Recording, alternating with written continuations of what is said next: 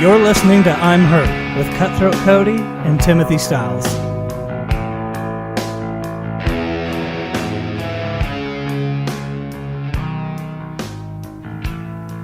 I forgot what I was going to say for a second. Sorry. Hey, everyone. Welcome to I'm Hurt. I'm Timothy Styles. With me is, well, I don't like calling him the host because I'm doing all the heavy lifting. Oh, absolutely you are. But, and I don't like saying person of interest because that also sounds kind of weird, right? Well, I mean, once again, I'm just a guy. A guy. Much like Roman Reigns is just a guy. Wow, that's interesting that you bring that up. Well, I'm going to touch on that in just a second. But first, the show is called I'm Hurt because Cody tore his rotator cuff some months ago. Was it a couple months maybe, right? I've been dealing with this for about 2.5 months, yeah. And to help pass the time, he's decided to get together with me, Mark Markerson. I'm going to ask him all my Mark questions. About the biz. Isn't it funny that every professional wrestling podcast has simply just become that? It's like someone talking smart and then some guy who's kind of a little bit reluctant to do it. Like, all right, I'll say some things. Well, and the one thing I'd like to say is that we don't play fantasy booker. Oh, no, I do not like that shit at all. Yeah. God, if anybody ever listens to Sam Roberts' wrestling podcast, it's like him talking to himself for like an hour. Just that. Oh, you know what they should do? I would rather not. Oh, it was the worst. I had to stop. It was one of the many that I had to cut out. But, yeah, so anyway, Cody and I get together every couple of weeks and have a conversation about the business of professional wrestling, past, present, and future. And we present it to you in an hour-long package, sometimes more. Sometimes it go a little bit long, yeah. Yeah, not much does it ever go less. Anyhow, let's quickly recap on your health situation. I'm out of money. Oh, my God. Have you stopped going to rehab because of this scenario? I missed it this week. Thankfully, some of the stuff that I am selling, I finally sold that fucking 64. And that Nintendo 64. The Nintendo 64, and I'm going to be able to put all that money towards getting back into rehab next week. Right. And By the way, this is the life that you've chosen because everyone knows, chances are who listens to this podcast, the life of a professional wrestler is the life of a carny. You do not have, well, I'm not going to go into great detail, but most don't have 9-to-5 jobs, or if they do, they're normally quick hustling gigs or, side gigs so they can make enough money so that they can concentrate on their passion, so to speak. Yes. So, when the money gets thin, well, that's just all there is to it. Yeah, and I mean, thankfully I have an awesome support system, and right. I don't want to delve too much into this because we had a lot of stuff that we want to talk about this week, but I will be thankful. I will give thanks to everybody. Like, everyone knows who they are that's helped me. Right. And once again, it was kind of scary there last week, but it's getting a lot better now, so things are looking up, and we'll move forward. Let me ask you this before I do move on. Is there anything new up on your eBay site that people who would be interested in could support your rehab fund in any way? If anybody wants to place a bid higher than $335 for that 64, feel free to do so. Isn't it a little bit too late for that? Well, no, the auction is closing soon. Okay. But no, as of right now, I'm going to have to gather some more stuff. Right. And once I gather that stuff, I'm going to put some more stuff on eBay. The comic books are the next to go. Oh, okay. So I'll put it to you this way. Folks, if you want to support this show and in a way support Cody's rehab, please do go to his Instagram at Cutthroat Cody. There's a link in the bio that'll take you to his eBay page where any number of professional wrestling related and other things he's going to have up for sale, and follow him there. So that's the best thing to do. Yeah. Now I'm going to move on. Yes. You mentioned Roman Reigns, and in the past, since we've last spoken, in fact, yesterday, we're recording on Tuesday, the big news was John Cena and Roman Reigns shoot on each other. Pachoo, pachoo, pachoo. I love even some of the videos say John Cena shoots from hip.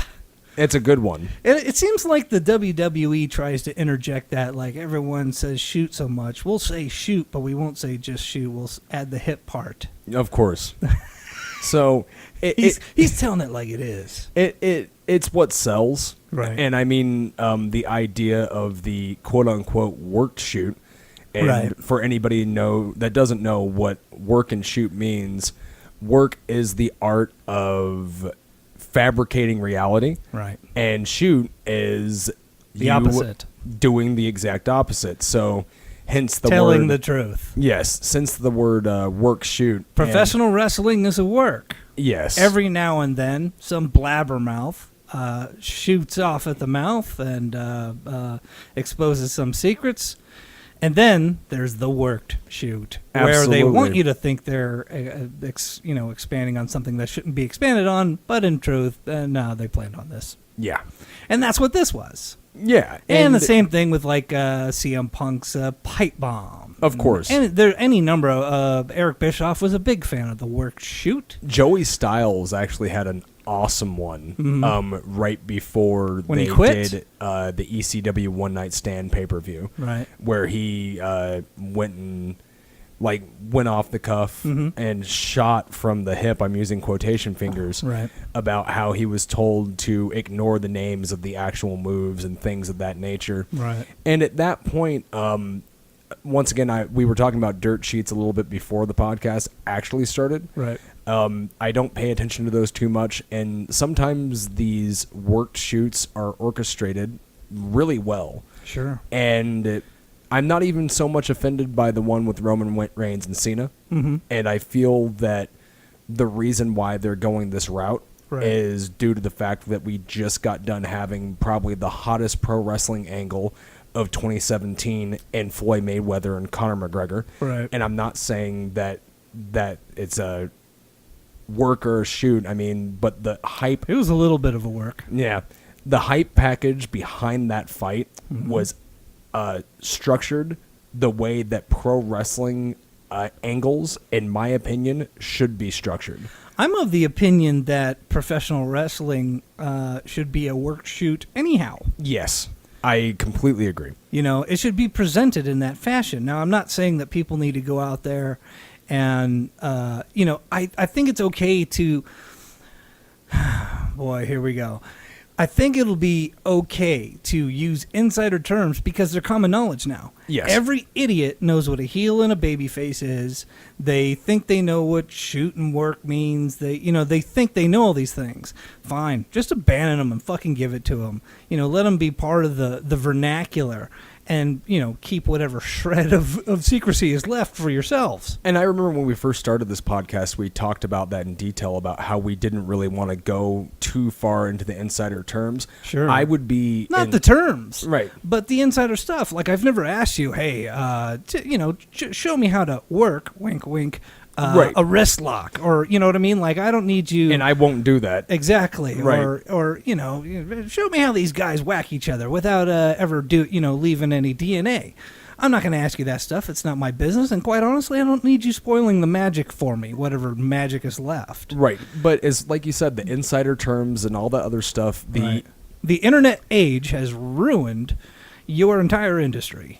Or, I mean, that's one way of looking at it. Sure. Devil's advocate. The other way of looking at it is that it has given a brighter light shined on a little bit of what happens behind the scenes. Sure, but don't you think that has long-term repercussions? Like, I feel that people weren't really smart until Mick Foley's first book came out. They were little. I agree with that. And then then the autobiography started rolling out, and then people started to get a whiff of, oh, this is what it takes. And then, he tells 10 friends, and they tell 10 friends. I feel that a lot of people knew going into the mid-'90s, and I really feel like you talk about Mick Foley's book, before that was Beyond the Mat. Right. It was huge. Yeah. And I really feel that Beyond the Mat kind of blew the lid off of all that stuff. Right. But let's kind of get back on the rails with this promo. So once again, this to me, unfortunately, I haven't seen the thing in its entirety. I've watched clipped versions of it. Sure. I've seen both. There was a lot of really good jabs from John Cena at Roman Reigns. And the other way, too. Yeah. Here's the deal.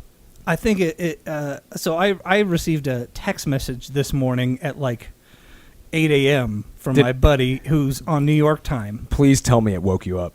It did. And I was fucking like... And the message was like, I think they've had enough of Roman Reigns. You know, he can't get over, so they're burying him. And I'm just like... And without seeing it, I'm like, they're not burying him, God. And then I went back to bed. If you put... So... Last episode, we touched briefly on The Rock, and oh boy, The Rock's promo. I'm style. Insulted at your fucking your comments. Yes, and when to put it in context, I said, "Do you think he's pretty?" And you were like, "No." And here's why. And I'm gonna. I hate him. I'm gonna elaborate on that. All is right. because The Rock never had a traditional pro wrestling promo. Sure. The Rock was an insult comic. Yeah. And to me, that kind of ruins the entire build of a wrestling story. Right. And this, on the other hand, I'm actually kind of interested in the story because they had valid points against each other. Sure. About John. All behind the scenes shit. Of course, about John Cena being a part-timer.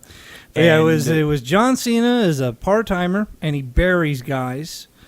And I think the extent of it the other way was he basically said, you can't get over. I wouldn't be here if you could, sell out an arena, but you can't.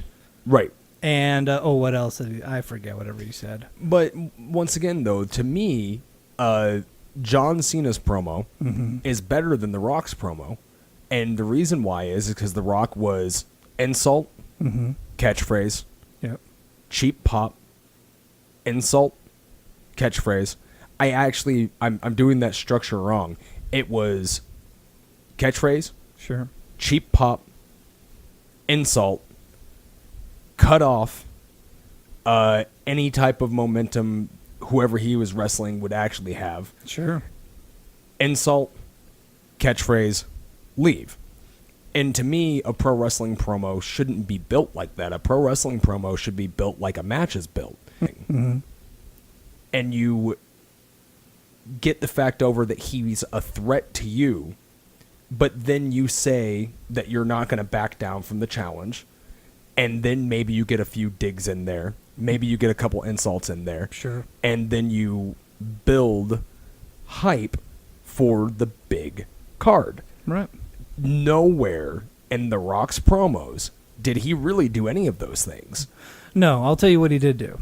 He made himself a fucking superstar. Yeah. And that's great for him, but not great for everybody else. The Of course. great thing, though, is that he had other people who were stars to stand across from him and go, you know what, blow it out your ass, Maya Villa. Stone Cold Steve Austin wasn't going to let it stand there and let him steamroll him. You had some people that were able to, and Mick Foley would just play along and just be the steamrolled. Right. And you had some people that were able to go along with it, and then you had other people that, if you go back and you look at all the Nation of Domination. Well, I was going to bring up the Booker T Rock face-off when they started doing the invasion angle. And when The Rock looked at him and said, "Who are you?"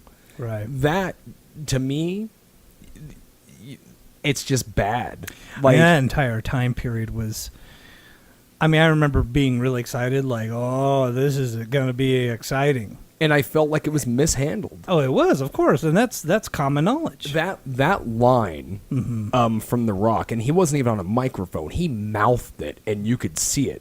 That set the entire tone. Which is fucking wildly insulting, knowing that Booker T's been around since when?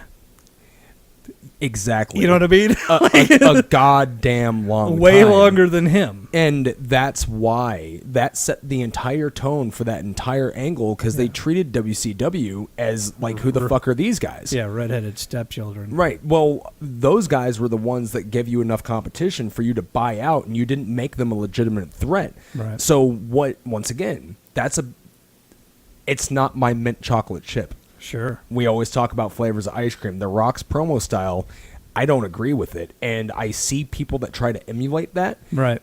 And I honestly feel that it's not the right way to go about it. I mean, here's my and stance. That's just my opinion.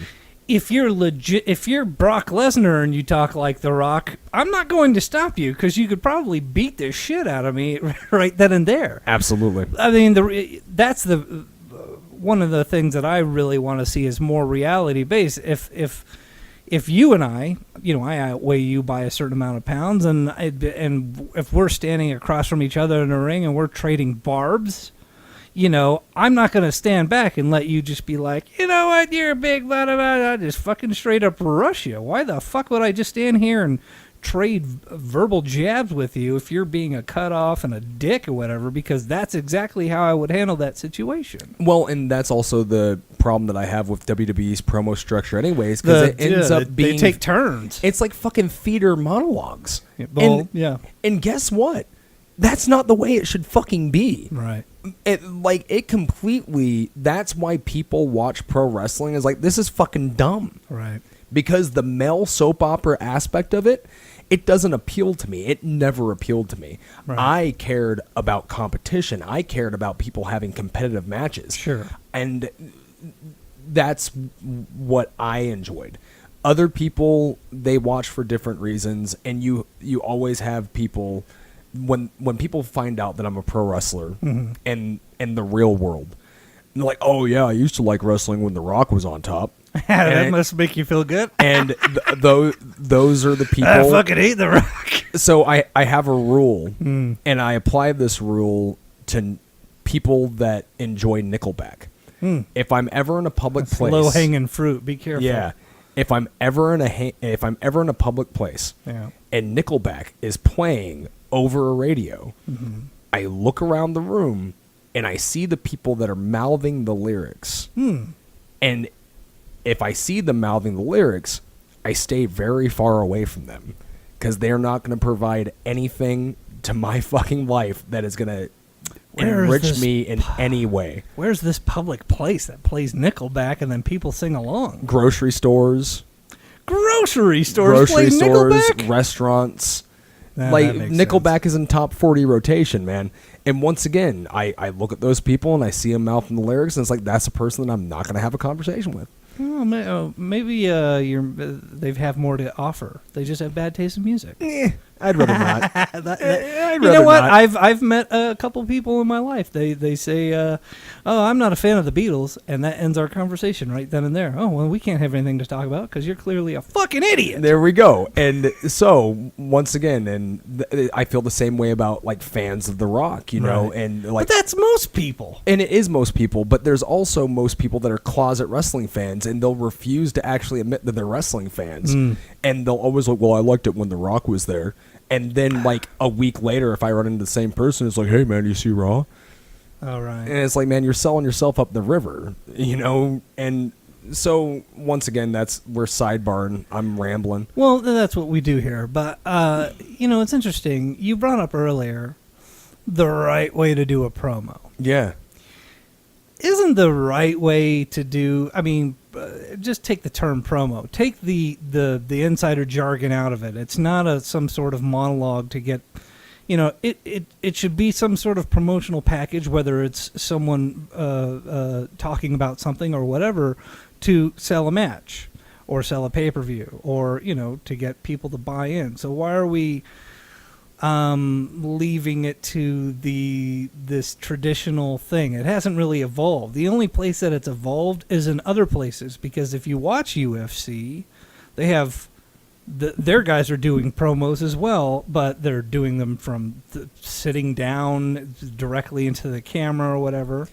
You know what I mean? And there's a lot of cutting and things involved, and those are the things that people watch and are like, God damn, these guys want to fucking kill each other. And they're not going, listen, when I get you in the cage, brother, I'm gonna take, it's none of that. Just like, this guy's a real asshole and I'm gonna beat his ass and whatever.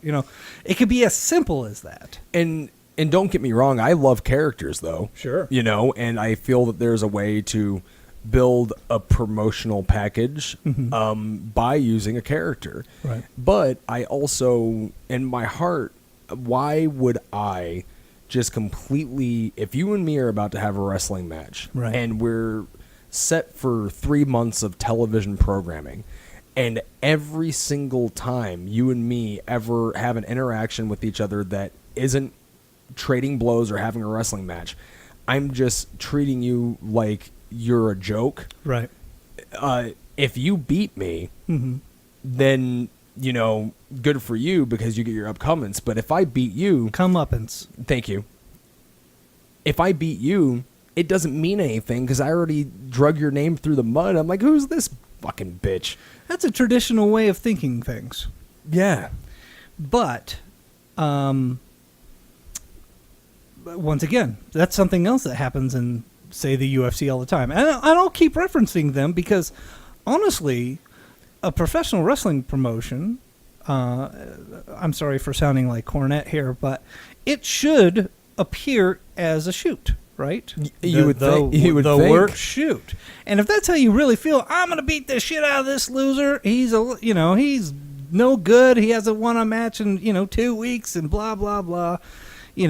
Yeah, if you win, you didn't really prove anything. And if you lose, you lost to the loser. Right. I guess.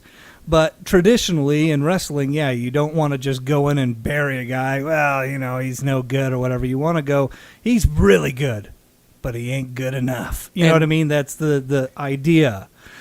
But maybe it doesn't have to be like that. And to me, that has heartstrings. Mm-hmm. And it probably comes from a place where I was bullied a lot as a kid. Right. And I had people that would just talk shit to me to the point where I had to punch them in the mouth. So I understand where both beds are and where people lie in them and they're comfortable with them. Right. But for me, it's never been my thing. I get why it's popular. I understand why The Rock was at the top.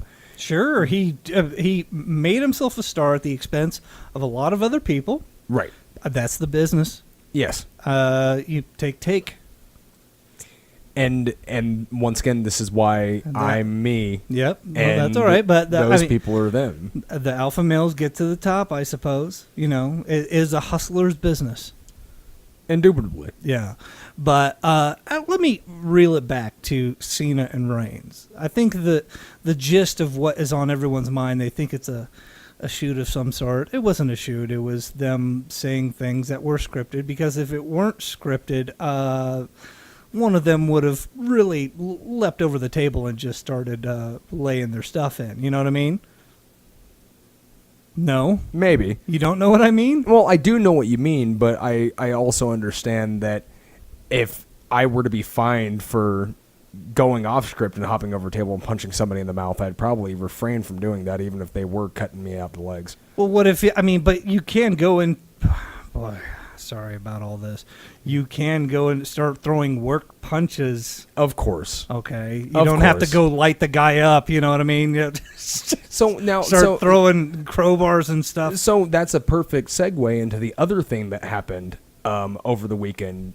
Triple Mania. I don't want to get into that. I'm still stuck on this. You're still stuck on this? Okay, well, then let's get there. Well, no, here's what I'm saying. The point that... and I want to put a ball on it with this. They go and they use a lot of insider term. They reference stuff that really only the Dave Meltzers and the subscribers to Dave Meltzers, which is a lot of with most people who are really into pro wrestling, follow this stuff. Of course. So it's for them. Yeah. But does it really achieve anything? To me, I understand where they're going with it, and Sure. we'll see how long it goes. Will it go past No Mercy? Mm-hmm. Will it end at No Mercy? Will it go all the way through until Mania? I don't know what they're going to do with it yet, but I can tell you this much. It started out okay. Right. I don't think it was terrible. I just saw it for what it was. It was right.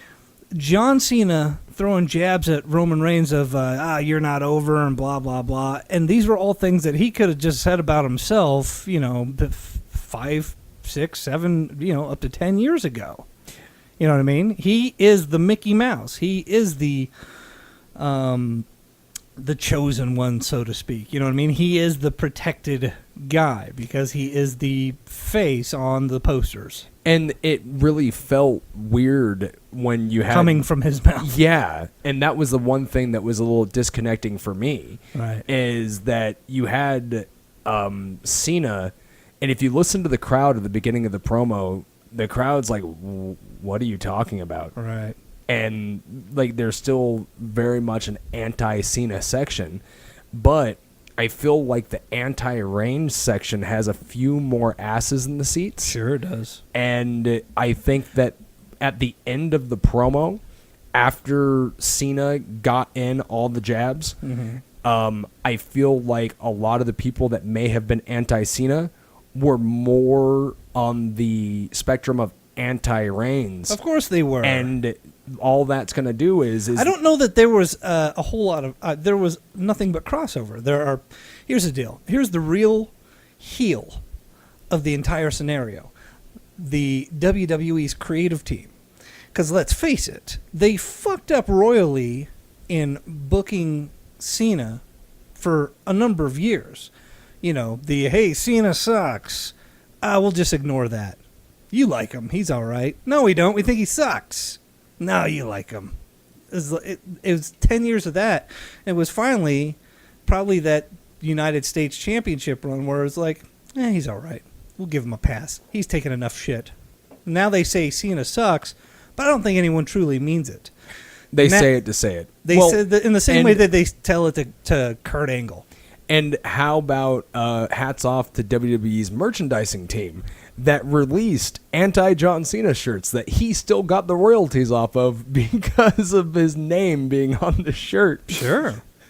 But here's the deal. Now they're going through the same method with Roman Reigns. Absolutely. People are fucking like, we don't care for this guy. Because out of the Shield, I really think that Dean Ambrose was the one everyone was really into.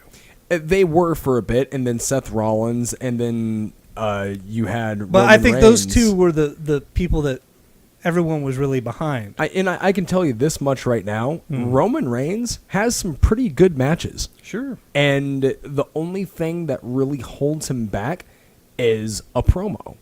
So this whole entire thing could turn into something great for Roman Reigns. To me, that promo was able to get the point across of trying to build a match and trying to get a clear-cut face and a clear-cut heel. I don't think that it accomplished that at all.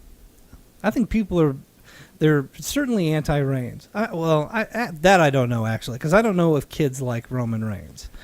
But there's still a certain amount of apathy towards John Cena. There is a certain amount of apathy, but you put John Cena, who normally is the polarizing force in the WWE, and you put him in the ring with somebody that is even more polarizing than him. I don't think that Roman Reigns is polarizing, because the polarize means to split a room in half. Most of the people fucking don't like Roman Reigns. They just don't like him. And okay, yeah, it's because of bad booking on the WWE or bad creative on their part because of just being ignorant to what the fans are saying. Of course, and a lot of the points that we're touching on are points that Cena brought up in the promo. Sure. You know, it was like you were being force-fed down people's throats. Right. So, and once again, that's why Pot and kettle, Jesus Christ. But I'm okay with this. Right. Because now I'm interested to see where it goes. I'm interested to hear the live crowd. Right. Like, when I watch pro wrestling, I listen to the live crowd. What is the live crowd reacting to? And I'll watch the same thing multiple times. And I'll see, like, okay, well, the crowd reacted strongly to this. The crowd was kind of lukewarm when John Cena was starting the promo off. Sure. They were just like... Well, there was so much pandering involved. Right. Why is he saying all these things? And then by the time Roman Reigns came out, and then once again, everyone loves the shooting from the hip. Yeah, wink, wink. And then at that point, if you listen to the crowd that was maybe questioning John Cena, yeah, they're on his side. They shifted. Sure, because there's no one more hated than Roman Reigns. Right, and that's To me, that's why it is an interesting build-up. You have a match between two people that are WWE bred. Sure. You have two guys that were made by a company, and you have made it interesting enough for them to care. Right. Because every wrestling fan wanted to see AJ Styles and John Cena. Right. Due to the fact is that they have the guy that they've been watching for at a lower level, whether or not you want to say New Japan or Impact Wrestling is a lower level, you know, that's a matter of opinion. Sure. But you had dream matches that were set up like, oh man, well, what if AJ Styles wrestled this guy in WWE and this guy in WWE and this guy in WWE? Right. You know, they're building a program around two people that have been in the company, born and bred, and they're making it interesting enough for even us to talk about. Sure. Well, I mean, let me be clear. I didn't hate it. And I don't hate either of these guys. I am very anti their creative team. I'll be clear about that. Right. Although I will make this one comment. The one thing that did stand out to me about this exchange between these two is that Cena laughs off most of Roman Reigns' stuff.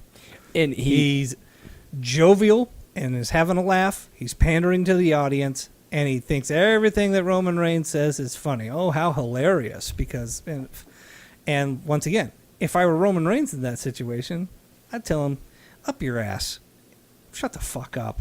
You know what I mean? And at a certain point, he kind of does, because he's giving him shit for getting a part of his promo, which, you know, scripts. So I don't need to go into that, open that can of worms. But he's like, you know what? Shut up.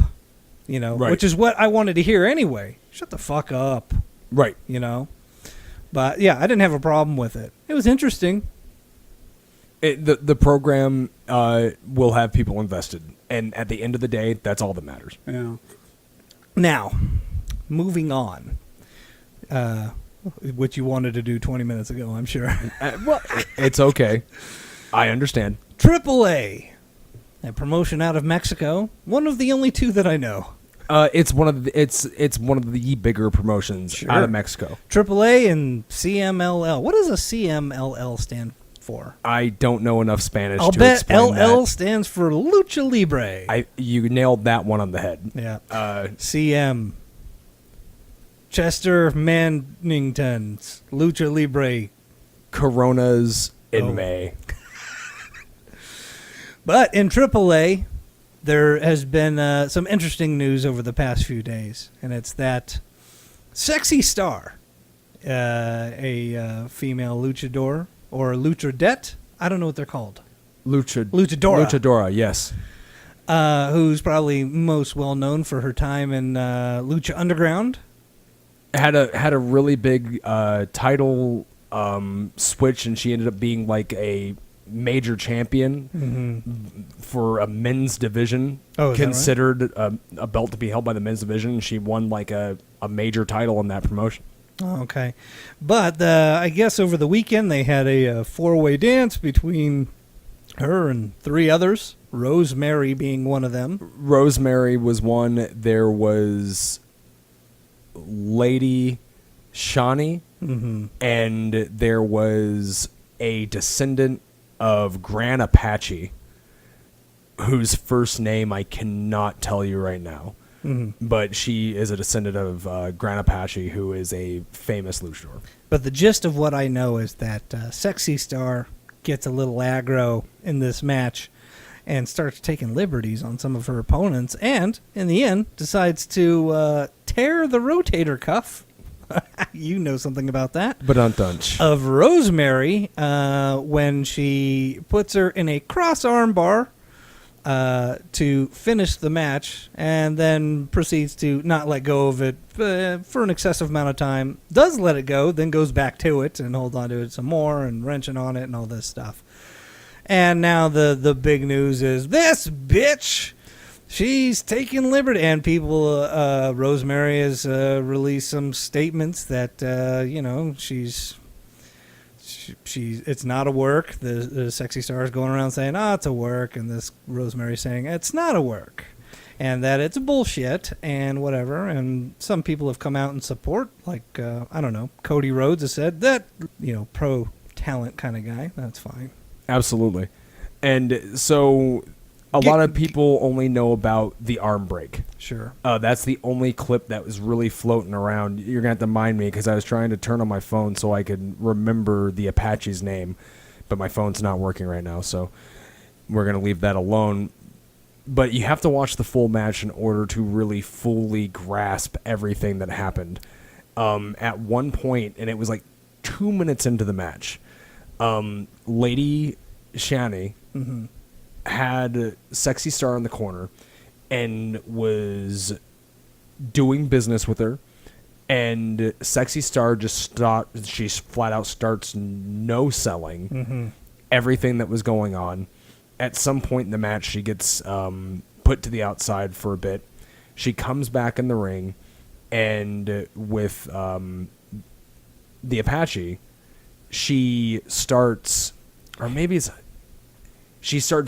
semantics. Yeah. She starts handing out potatoes. Absolutely. And then at the very end, you had her finish the match with Rosemary, right, and then breaks her arm. Here's my problem with it. Did she break her arm or tear or something? I'm saying Apache, it's Hamada. Okay. So Akio Hamada, who's actually a Japanese female wrestler, you got to forgive me on that one, I believe. Apologies for not knowing. Oh, stop it. Well, what the fuck, are we watching AAA around here? What channel is that on? Kevin Cross is a big part of AAA right now. Oh, that's where I watch it. Right. In 30-second clips on his Instagram. Right. And I try to pay attention to a lot that's going on, but I've fallen to the wayside over the last couple of years. That's all I want to see, by the way, is Kevin Cross suplexing luchadors out of their boots. It's pretty entertaining. God, he is so aggressive. Yeah. I want to meet that dude. For some reason, I'm fascinated because he seems like he's 20 years older than me, and he's probably a few years younger than me. Yeah, I'm very proud of Kevin and all of his success. I'll put it that way. But the problem is that she started having a problem with one person and transferred her aggression to everyone else who was in arm's reach. Right, and that leaves Rosemary in a really bad position because she finishes the match with her. That kind of shit doesn't happen too much, does it? If someone fucking maybe gets a little loose and whacks you one, you give them the receipt. You don't pass around receipts to everyone. You shouldn't. And we don't have enough time in this to talk about all the stories that I've heard. Sure. And including myself. We don't have time to get into it. This is something that happens. Okay. This is something that doesn't happen as much as it used to. Right. But it's something that everyone in the wrestling community has decided to stand up and say, yo, this is bullshit. Sure. And we should not be doing this. And I agree with that. It's not, like, once again, this is fake. Yeah. We're fake fighting in our fucking underwear. I hate it that you're saying that. And I hate that we're saying that too, but for the sake of what's happening right now, yeah, and for the sake of also being a defense of this. It's a work? Oh. Right. And the saying in the defense of the situation. I've heard horror stories. Sure. From people I know. I've been put in situations with people that are considered to be high-level talents. Sure. That have done this to me and have done this to other people. So here's the problem, is that nowadays you have too many people that are going to step up and say no. And apparently Sexy Star has a reputation for not conducting herself professionally. Right. And the line that I tell my students is that professional wrestling cannot be professional if you do not carry yourself professionally. Right. And that's extremely important. And you're supposed to protect yourself, and you're supposed to protect the person that you're in the ring with. I'd like to ask you, at what extent, I consider professional wrestling to be a performance art. Yes. When can you cut off the performance without any repercussions? Meaning, hey, I'm out on the streets and some guy goes, hey, you're Jesus Christ Superstar. You know, that terrible guy on TV. And I go, get out of my face, jerk, or whatever. That's okay. I'm a performance artist, right? I'm in the ring. Jesus Christ Superstar delivers the crucifix. Fuck. It's over. 1, 2, 3. Then he cuts a terrible promo. You people are all going to burn in fire, brimstone, and such. Okay, performance. Goes into the back, behind past the gorilla position in this fantasy scenario. Still in character, but not delivering verbal jabs. Maybe he's a bit put offish. But the locker room, is that where you cut things off? Or behind the scenes, should you not be? Does this make sense what I'm saying? It does, and I'm trying to grasp onto it as best as I can. What I'm saying is, let's use The Rock as an example. Okay. Since he's a real person and not this fictional person I just made up. Right. Who does crucifixes as finishers. Amazing. It's great because he wears feather boas and his finishing move, the stigmata. Anyway, The Rock. We see him in character say on social media. We see him in character on broadcast, say like on MTV. We see him in character, obviously, on TV. And I'm sure he's, to a certain degree, the turned-up volume version of himself behind the scenes, but probably not in the locker room. Is that behind-the-scenes part inappropriate in today's day and age? And is the in-the-streets part inappropriate in today's day and age? There should be a switch, in my opinion, and once again, this is a matter of opinion. This isn't a matter of fact. Right. I can tell you that most of the people in locker rooms that I have encountered that do not have a switch, Right. that they can turn off and on through the curtain, if you can't turn that off and you're constantly on, you're a pain in the fucking ass. Right. You are someone that I will avoid. I'll try not to talk to. I'll shake your hand and I'll do work with you and stuff like that. But if you don't have the ability to be a human being, Right. backstage at least backstage, Right. I can't deal with it. Can't handle it. I mean, I'm a big fan of Andy Kaufman. Of course. Andy Kaufman, for a period of his life, had an alter ego in Tony Clifton, who was this bad lounge act that he did where he basically went out and just insulted the crowd. And the whole point was he would go out and terrorize the crowd, and they'd boo him, and this guy's the worst, and I'm never playing this place again. And then he would come out as Andy Kaufman, and they would cheer. Thank God this guy's here. Absolutely. Brilliant. And that is... But there's a lot of stories of Tony Clifton, I mean, in character, right up to the point of where he's about ready to be punched by Tony Danza. You know what I mean? Where that's the only time he's come out of character. Like, it's me, Andy. And cheers to him for being able to keep up with that. And I admire that. But everyone who worked on Taxi thought he was a fucking dickface. Yes. And, you have to make what sacrifice you choose to make for your art. And I'm sure people can already figure this out, that there's a huge difference between Cutthroat Cody. Right. And me. Sure. I can tell you this much at a wrestling show. There's a reason why you don't see me hanging out with fans after the show. Right. There's a reason I don't sell my own merchandise at the merchandise table. There's a reason that I don't pose for pictures with very many people. Like every now and again I will. And the reason for that is because when you see me at a wrestling show, show's on. And this is real as shit, I do not want to fucking talk to you. Right. Because the second that I walk through that door, I'm already putting myself in the mood. You get to the parking lot. If you see me in the parking lot at a wrestling show, right, don't talk to me. Yeah. Now, if you see me at a gas station, that's a different story. Right. Because you feel it would be a bad look for you to be going, get out of my face. Whatever, if you just started cutting a promo on some guy. It's a lot harder to sell. Hey, Cody, can I get your autograph? I hate your guts. It's a lot harder to sell a fucking T-shirt. Go get Owen Travers' Autograph, you little shithead. Absolutely. And it's a lot harder to sell a t-shirt that way. And honestly, I need a balance in that because how are you going to be a heel and sell T-shirts? it's very hard. God. But and once again, that's a whole entire another theory. Can I ask you something? Yeah. Sorry. Yeah. Slightly off topic. Any of the baby faces... This is so funny to ask because I know the answer. Any of the baby faces, say you are wrestling an Owen Travers. I don't know if he's a baby face right now. No, he's not. Okay. All right. Pick one. Kevin Cross. He's a baby face there, right? Jesus Christ. Fuck. Yeah. Swade Thompson's a baby face. All right. Perfect. Perfect example. Swade Thompson's a baby face. Swade Thompson has merch.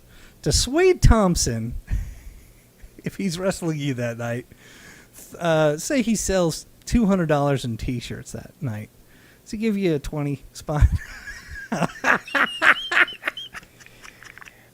Shouldn't he? Let's replace that name with somebody else. Yeah, exactly. I can tell you this much. I've never had... I mean, that was the old Right. thing. Ric Flair would be like, here's an extra 100. Thanks for putting me over, kid. Right. And that's something that I think that if money wasn't as tight as it was now, Right. I think that it's something that would still happen. I can tell you that here's a real scenario for you. Remy Marcel Okay. and Jack Manley, we had a street fight in 2014. We referenced it. We did reference that. And there was... Man, this is going to... Okay, here it goes. Fuck it. I'm backstage and I'm covered in blood. Yeah. And Joe DeFalco, I am so sorry, Joe. Joe Sr. or Jr.? Joe Sr. All right. At the time, I was still considered a student. Yeah. Joe Sr. is the owner / promoter. Yes. Just to clarify. Go ahead. And fuck, I can't believe I know this. Okay. Well, look, if it's a Yeah, big no, deal, don't say it. it's- Don't get anybody no, in trouble. No, it's too late now. I mean, All right. like, honestly, this is something that I got to let out. People got to know about this. All right. Joe still considered me a student, and I'm covered in blood. Yeah. And he made a comment to me and is like, "You're a crazy motherfucker. Mm-hmm. Don't worry about paying me dues this month." Oh, that's nice. And we don't need to go into the amount of money that is. But, you know what? That is an actual proper bonus. If you don't have to pay, right? Well, Or you're disagreeing? in my situation at that point, I definitely should have not been paying, Oh, yeah. and I should have been being paid, Yeah, because, you're not a student. and I wasn't for a long time. But I Man, never. that's the game, isn't it? Oh, my God. And that's why this is important to talk about. Like, so what happened was I told Remy that. Yeah. And Remy actually gave me his pay. Oh. So He is a gentleman. absolutely. God dog it, he lives the gimmick. Let me say this. Part of the problem with the industry is running a promotion. I mean, there's really no win to it. I don't know that any promoters are really crushing it in the money department anymore. I don't. Do you? No. Right. So I just don't see it, them making killings with each individual show that they do, or whether, how much it adds up to over a period of time. And let me also say this, Okay. before anybody listens to this and they immediately go and they jump down Joe's throat. Right. I have since... I don't think that they would jump down someone's throat. I'm sure they would. Stooge Cody's talking this trash. Well, it's not trash. And I'm going to tell you right now, the reason why it's not trash is because it's important to talk about. And here's the thing is that after that scenario happened, there was a massive exodus. Yeah, right. A massive exodus of a lot of FSW talent that ended up going over to another promotion, which I shall not name. Right. And everything went to hell, and we all came back. Right. And Joe DeFalco, within that time frame, has become one of the absolute best people Right. that I have ever worked for. Yeah, he's probably really appreciative. And he's done a lot for me, and he's done a lot for other people. And the money area in professional wrestling has been fucked Well, the point years. of that's what I'm getting to. It's not his fault. Is the point I'm saying is it's Correct. part of the business. Is all right. I've got a promotion, and it's not. It doesn't crush because wrestling isn't as popular as it used to be. You can only charge so much. A lot of the money's going to who's drawing the card and all this sort of stuff. And what does the promoter truly walk away with? And that's another thing too, is you also have to take in consideration that there's a wrestling school to be ran. Well, that's what I'm getting to. Yeah. So to supplement those funds, hey, we got to run a wrestling school. But at what point do you look at your trainees and go, okay, you're officially a wrestler? That conversation, I don't know, really truly happens. It's how much money can we run this guy for until eventually he breaks off and goes travel somewhere to go actually get work. And here's a thing too, and it's not Joe DeFalco's fault. I'm not blaming him. I'm saying it's the industry.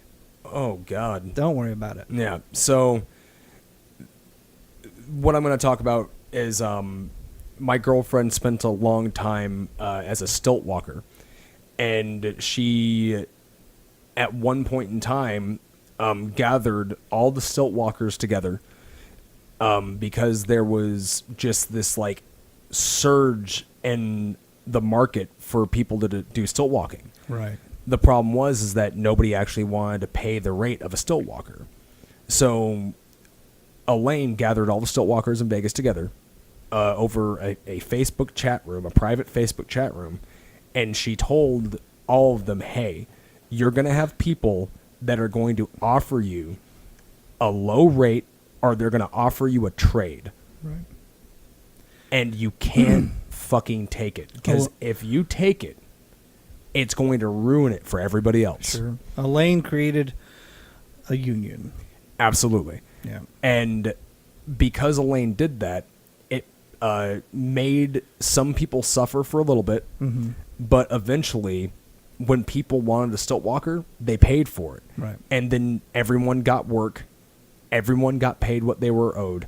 And wrestling has been fucked since the very first time somebody accepted a hot dog and a handshake as a fucking payday. Right. I mean, the problem is the stilt walking in Las Vegas community is considerably smaller than the entirety of the professional wrestling community. It's too big. It's too vague. There's too many involved to get everyone in on that deal. When I first started in the Las Vegas music scene, there was a big ban on, hey, no one play the Boston, which is a venue out here that charged way too much to get in the door, didn't pay the bands much, if anything at all. And I was some new up-and-coming band, well, I need the fucking experience or the work, so that's exactly what I'm going to do. And I did. Right. Quite a bit. And there is a give and take, right? And once again, this is the struggles of being a starving artist, right? And you do have to pay your dues financially as well as physically, and emotionally as well. I'm going to throw that in there. Absolutely, and I agree. Spiritually, that absolutely. What other adjectives can we throw in there? I think that adverbs. Yeah, we have enough. Okay. And here's the thing: is I don't want sexually. that is absolutely a fucking thing, unfortunately. God. Once again, we do not have the time to talk about that at all. Oh, I'm gonna write that down in my notebook in my brain. Yep. Things to bring up: sexual favors for spots. Right. And bad business. So is James Woods a pro wrestler? Sorry, that's a little Hollywood insight. Well, and so here's the thing: and this is advice to students that are training. Okay. This is legitimate stuff. This is real life right now. If you are looking to make money in pro wrestling, pay your dues. Physically and monetarily. Yes. Put in the time and the work, and get really fucking good. Get really good. I mean, not good enough to where you think that you're good and then you go out and you shit the bed. I mean, learn your fucking craft. Yep. And if you have to go out and shit the bed a few times, that's fine. But as soon as you hope no one's watching. Right. As soon as you were able to get some good matches under your belt and you're able to eat enough shit and you're solid in ring, go and get yourself some fucking merchandise on your own. Print out your t-shirts, print out your masks, print out your posters, print out your bracelets. Oh, that'd be interesting. One of these days we should give out merchandising tips to young up-and-comers. And that's what this is right now. Well, okay. But specifically, like, hey, T-shirts, find a T-shirt manufacturer. Don't go to a middleman. Go directly to the place. They'll sell them to you for fucking $2 a shirt. Go get a silk screen of some graphic that you designed. Yes. You can get one of those and then just get the ink and do it all yourself. Invest in yourself. Right. You are creating a business after all, and your business is you. Correct. And then do you really want to owe money to other people for your own business? Nay, I say. Absolutely. And then at that point, you go and you send your stuff out. You send your good matches out. Mm-hmm. You send your good promos out, and you try to get booked outside of town, and you have a rate. And then at that rate, you keep it reasonable. Yeah. That way you can continue How do you keep going. It competitive? In most businesses, say like in the hotel industry, what hotels will do, we live in Las Vegas, this is why I'm using it as an example. Nothing but hotels out here. One hotel will call 10 hotels and say, hey, how much is it for a normal room with one bed for tonight? They take their 10 answers and they find the happy medium. And that's what their answer is going to be for them. How does it work for wrestlers? How can you come up with your rate? For wrestlers, I can tell you this much, and I'm not going to go into the exact amount. Right. But you need to make sure that if you're going to get booked out of town, that you're at least making money to cover your transit, yep, as well as make sure that you have a little bit of money to eat off of. Man, that should be a no-brainer. And the way that you do that is you get a car together with as many wrestlers as you can fit in that car, and you tell the promotion, I have 5 people that I can bring up with me. I have 4 people that I can bring up with me. We just want to make sure that our transit is paid for, and we want to make sure that we're able to each make a little bit of money. That way we can get something to eat when we get to there, sure, and then when we get home. And at that point, your merchandise is your supplemental income. Yeah. I mean, it's you go from paying to hopefully the break-even phase where you are, I'll use music as a metaphor, your band, they're going to pay you, I don't know, say I'm going to travel from here to California. You're going to make $150. Well, $150 between 5 dudes isn't really that impressive. In fact, it's pretty pathetic. But you know what it does is it covers the gas to and fro, and it covers food. And there's a lot of promotions that probably aren't going. They'll try to get out of paying your transit.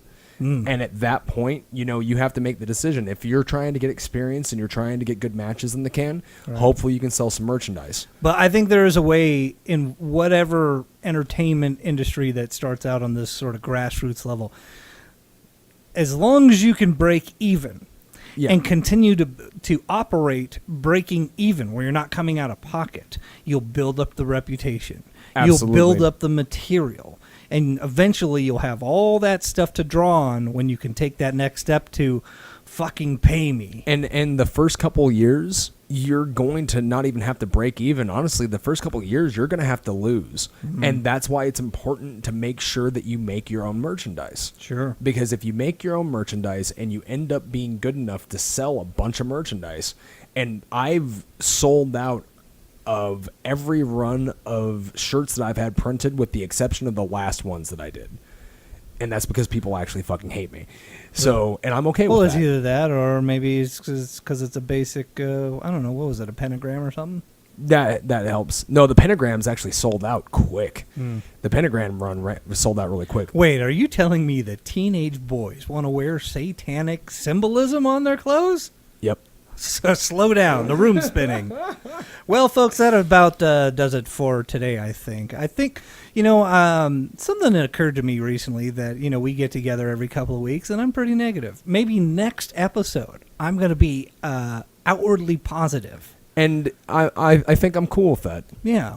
I'm not going to say one negative thing about the industry or anybody in it. It's going to be all smiles and sunshine. I'm going to have rainbows shooting out of my eye sockets. Thanks to Franken Culture for getting us on iTunes. I'm eventually going to get all the episodes up on there. This will be on YouTube as well as iTunes.